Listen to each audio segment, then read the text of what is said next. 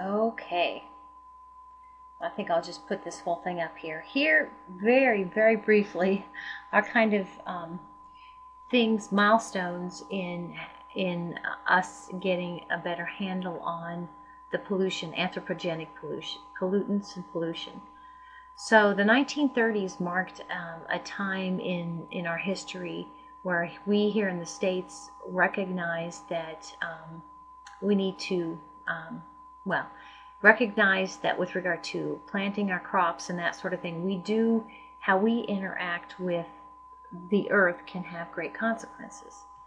So in the 1950s, actually, each state issued smoke and particulate air pollutant statutes.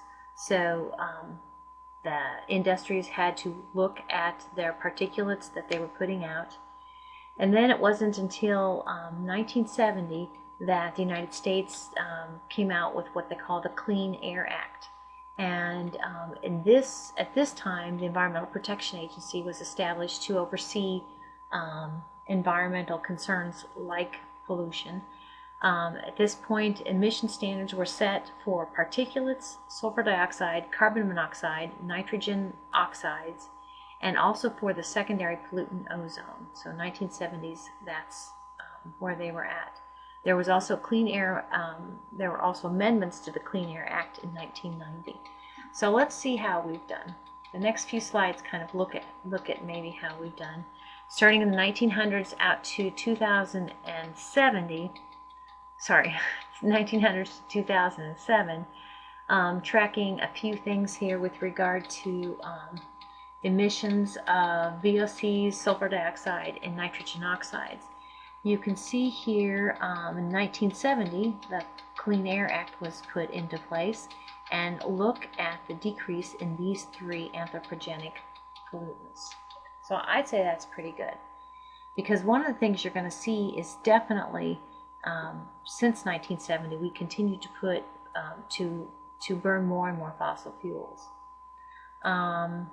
With regard to our emissions, the purple line is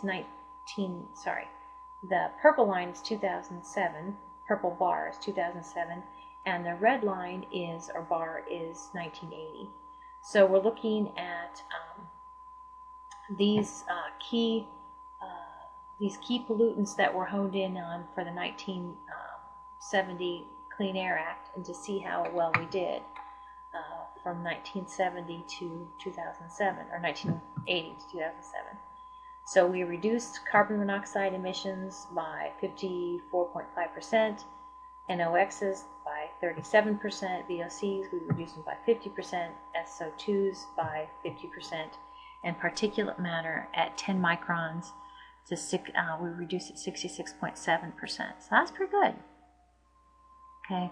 If we keep in mind especially that we've been able to reduce emissions even though from 1970 to 2007, for instance, our energy consumption and our population has risen 49 and 47% respectively.